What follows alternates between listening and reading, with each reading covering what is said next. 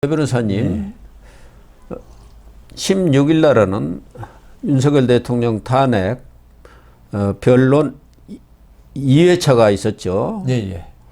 실질적인 첫 변론이죠. 예, 14일에는 윤석열 대통령이 참석을 못했고, 그래서 4분 만인가 그러니까 끝났고요. 그거는 뭐 형식적인 변론이었죠. 그런데 어제 뭐 양측에서 논전을 벌인 것은 뭐 거의 우리 국민들이 다 아는 내용들을 가지고 논전을 벌였는데, 지금 이 헌재뿐만 아니라 온 국민, 특히 보수층의 지속적인 관심 대상이 바로 선거 부정 논란 아니겠습니까? 그렇습니다. 이 부분은 윤석열 대통령도 그 체포되면서 남겼던 손편지에서도 선거 부정의 증거는 엄청나게 많다. 선관위 엉터리 시스템, 그리고 디지털 선거 시스템 투개표기 부정 의혹, 그리고 해외 세력과 연계된 의혹까지, 이런 것까지 다 조목조목 제기를 했어요. 그래서 아마 우리 보수층에서는 7, 80%가 지금은 선거 부정론에 거의 기울어 있는 것 같아요. 대통령이 그렇게 말하니까요. 예. 그래가지고 2차 변론에서도 이 윤석열 대통령 측에서는 이 선거 부정을 계엄 선포의 가장 중요한 요인 중에 하나로 이렇게 거론을 하고 나섰는데,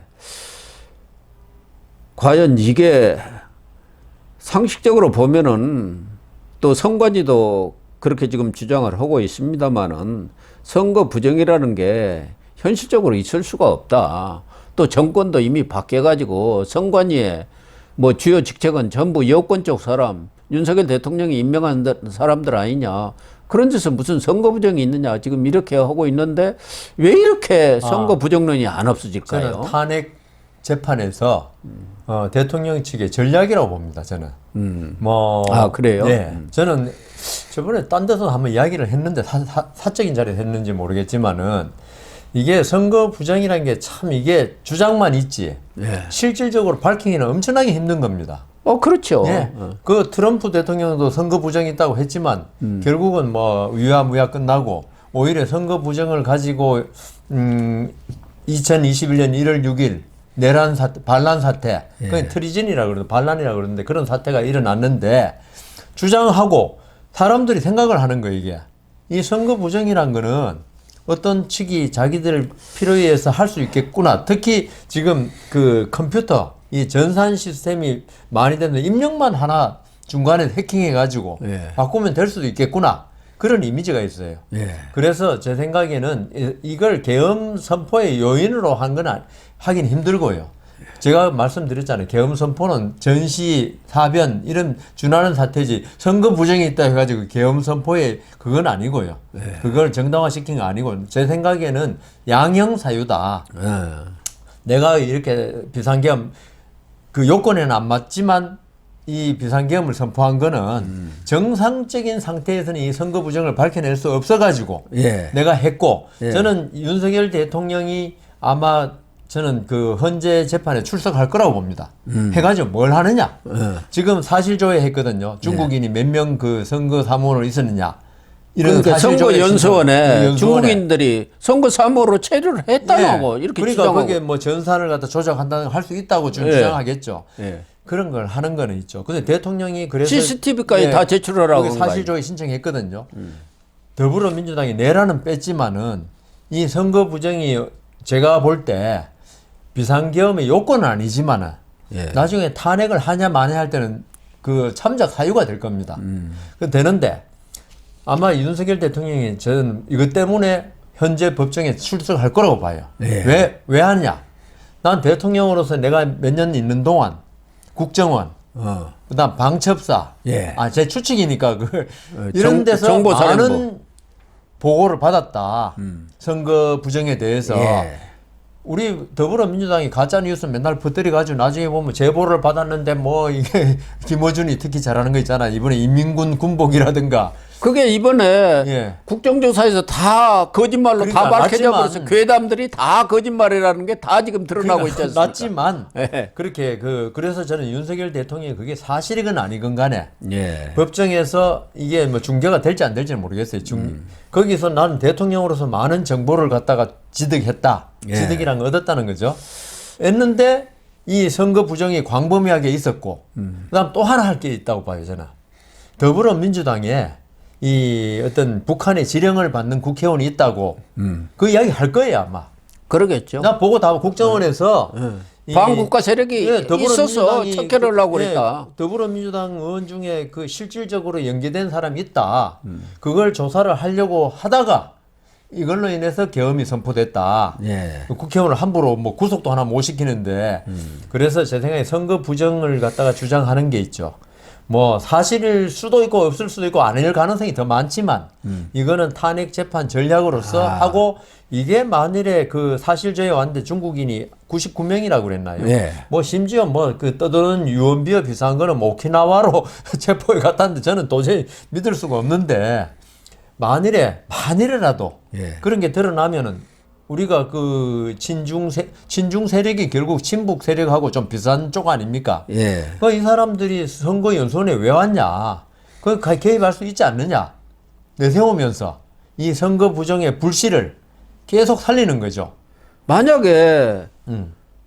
중국인들이 거기서 선거 보조 사무원 역할을 했다고 했다고 이거는 하면 좀 그건 문제가 문제죠. 되죠. 아, 문제죠. 그건 뭐 얼마든지 중국인들이 그러니까요. 할 수 있는 거 아닙니까? 아니 조작을. 그 전산을 예. 우리 그 국민의힘이 100표고 이쪽에 50표인데 바꿔서 입력해 보세요. 예. 그걸 검증 못 해요, 나중에. 만약 그랬다고 하면 이건 큰 문제라고 봅니다. 그러면 탄핵이 선관위가 문제가 아니고. 빨리 그런 것에 대해서는 그때 어떤 사람들이 그 업무에 종사했는지 그런 명단을 제대로 내야죠. 그러니까 아까 말씀하신 대로 지금 보수층, 예. 특히나 극보수는 선거 부정을 믿고 있는 사람이 되게 많아요. 대부분입니다. 우리 고등학교 동기인데. 그래서 유튜브들도 전부 선거 예. 부정 얘기만 합니다. 그래야 거기 조회수가 많이 나왔고 돈 버니까. 그러니까요. 우리 고등학교 동기. 합리적으로 얘기하면은 뭐 이 헛소리 한다고 지금 다 그래요. 그러니까요.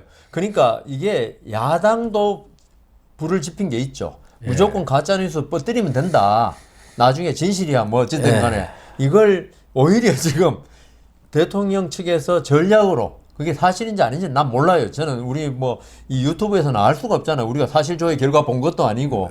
그러니까 대통령 측이 그런 걸 했다면은 저는 그 탄핵 재판 전략이다. 그 진실이고 아니고를 떠나서 그렇게 봅니다. 특히 뭐 언론에서 이전에도 최재형 목사가 청나라 걸륭 황제 옥새를 뭐 가지고 이렇게 뭐 김건희 쪽에 접근을 했다든가 뭐 이런 뉴스들로 보도를 했고 얼마 전에는 또 정보 소식통이라 해갖고 김대중 대통령이 평양 방문했을 때 김정일 차를 같이 탔지 않습니까? 예, 예. 그 안에서 무슨 차기 후보를 노무현으로 하세요. 김정일이가 해서 그렇게 됐다고 뭐 이런 얘기까지 보도를 했던데 이번에는 선거연수원에서 지난 그 12.3 예. 계엄 사태가 선포됐을 때 거기 계엄군이 들어가갖고 중국인 99명을 체포해갖고 주일 오키나와 미군 기지로 지금 압송을 했다. 글쎄요. 뭐 이런 보도를 지금 하고 있습니다. 그러니까 그 좀 무책임한 보도 같고요. 그러니까요. 그 확인도 안 했을 겁니다. 정보 소식통이라는 거예요. 정보 그러니까요. 소식통. 그러니까 이 한두 명은 압송할 수 있겠죠. 근데 자, 99명이라면요. 아니 무슨 근거로 미국이 압송을 할 거며 그러면은 중국이 자기 나라 국민들을 예. 압송해 가는데 지금 아무 말이 없지 않습니까? 말이 안 되는 거고요. 그래서 그 사람들이 선거연수원에서 예. 선거 사무 그 교육을 받고 종사했는지 그게 이제 그게 제일 중요하죠. 예. 근데 99명 그거는 조금 너무나 한 게 아니고 좀 신빙성이 떨어져가지고 오히려 주장에 근거를 잃게 해요. 또 일부 유튜브들 보면은 미국의 무슨 NNP 뉴스라는 뭐 이렇게 매체가 있는 주 모양인데 한인 방송이라고 그럽니다. 저도 지금 찾아보니까 거기 보니까 최근에 한국을 방문한 미 고위 인사가 이 윤석열 대통령 측에 이 선거 부정 관련 중국인 자료를 전달을 했다. 이렇게 또 마구 떠들어대고 그러니까 있어요. 하긴 아무도 할 수 없으니까. 할 수가 없어요. 없는 거는 막 떠드는 거예요, 진짜. 예. 그러니까 지금은 극우 유튜버들이 뭐 떼돈을 지금 벌고 있다는데 윤석열 대통령 팔아가지고 뭐 거기 유튜브들 제목 썸네일이라 그러나요? 예. 그거 보면 내일 한국 망하게 생겼어요. 이재명 구속되고. 어이없는 예. 것들을 그래 저는 제목만 보면은 보고 유튜브 그런 유튜브는 아예 보지를 않습니다. 그 최근에 돈을 가장 많이 벌었다는 모 유튜브 거기서 동원한 그 윤석열 체포 반대 네. 그 시위하던 사람들이 지난번에 경찰과 공수처가 진입했을 때 고리 저지하러 가자고 누가 주장하니까 아무도 안 가더라는 거 아닙니까? 완전히 이렇게 돈 벌기 위해서 그러니까요. 동원한 예. 이런 작전들이에요. 자기 세력 동원해갖고 그걸 막 찍어가지고 극단적인 용어, 극단적인 말로 이렇게 선동해갖고 그거 슈퍼챗이라고 하지 않습니까? 그걸 받아가지고 하루에 뭐 도천, 이천 막 이렇게 챙긴다는 거 아닙니까? 그래 책임감 있게 해야지. 그런 식으로 보수 유튜버가 하면은 결국 자기가 스스로 폭망하는 길입니다. 그게 한두 번 쏟지. 그래서 그 사람이 한 유튜브는 아예 안 보거든요. 한두 번 쏟고 나면은. 그래도 지금 제일 많이 봅니다. 예. 글쎄 안타깝네요. 우리 대중이라는 게 또 그런 겁니다. 확증 편향이라고 자기가 지지하는 쪽에 유리하게 된 거는 그리고 유튜브 자체가 알고리즘이 이 사람이 어떤 극우나 극자를 하나 봤다. 그러면 그 사람이 다는 유튜브에 전부 다 그걸로 깔아버려요. 아니 그리고 대중이라는 게 원래 그렇습니다. 미국의 뉴욕 타임스라든가 영국의 인디펜던트 뭐 이런 타임즈 같은데 네. 독자가 100만도 안 됩니다. 거의 뭐 100만 안팎뿐이 안 돼요. 그런데 그 대중지들 보면 1000만 막 이렇게 갑니다. 그렇죠. 예. 무슨 그 똑같은 텔리그라프 거예요. 뭐 이런 거 보면 그렇더라고요. 예. 우리도 지금 이런 극우 유튜버들이 너무 엉터리 기사들을 엉터리 뉴스들을 막 만들어 가지고 아니고 그냥 주장을 퍼뜨리고 있다 보니까 네. 이런 선거 부정과 관련해서도 확인되지 않은 내용들이란 누구도 확인할 수 없는 얘기를 막 해대는 거예요. 그거는 뭐 신나게 할 수밖에 없는 게 오키나와 미군 기지로 잡아갔다는데 그걸 누가 가서 지금 확인할 것이며 그러니까 이거 나중에 확인되더라도 그걸 또 책임을 묻는 사람도 없잖아요. 내가 제보 받았다고 그러죠. 예. 그래서 예. 헌재에서도 윤석열 대통령 측이 이 자료를 지금 요청을 하니까 받아줬죠. 예, 제출하도록 이렇게 받아주었는데 어쨌든 헌재가 윤석열 대통령 측에서 이런 선거 부정 주장을 아주 강하게 하고 있으니까 이 부분에 대해서는 좀 명쾌하게 밝혀줬으면 맞습니다. 좋겠어요. 지금 어제도 윤석열 대통령 측 그 뭐 조대현 예. 헌법재판관이죠. 전 헌법재판관. 조대현 예. 헌법재판관이라든가 몇몇 변호사들이 이 부정선거 얘기를 너무 길게 하고 있으니까 자꾸 제동을 걸었더구만요. 끊어버리고 그만하라고. 근데 과연 그거는 그런 전략이 그렇게 설득력이 있을지 모르겠어요. 그 부분 있지 않습니까? 그 부정선거 주장을 끄는 거. 그거는 그 헌법재판소 그 소장 대행으로서는 지금 헌재가 지금 뭐 하여튼 많은 논란에 지금 휩싸이지 않습니까? 이런 상태에서는 제가 재판장이라면은 뭐 좀 안 좋은, 듣기 안 좋고 말이 안 되는 걸 하더라도 있죠. 일단은 허용해야 돼요. 그래야지 나중에 이게 그쪽을 지지하는 사람들이 말이 없지. 저 보니까 어떤 편파적인 생각을 가지고 있네. 이렇게 돼버린다. 그게 언론에 저도 봤거든요. 그래서 이게 참 재판에 그 묘를 잘 살려야 되는데 어떤 한쪽을 편든다는 생각이 드는 인상을 주는 재판을 하면 안 되거든요. 그래서 그 부분에 관해서 저도 봤는데 그걸 딱 시간 제한을 좀 해가지고 조금 한 몇 분 늦더라도 놔뒀어야 돼요.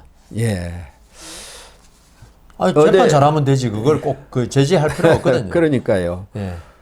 또 그렇지 않아도 지나치게 친야적이지 않느냐. 그러니까 그런 듣고 있으니까 오해까지 받고 있는 상황에서 그렇게 제동을 거니까 조금 그런 면은 있는 것 같아요. 그러니까 그쪽 지지하는 사람 분명히 불만을 가지게 돼 있거든요.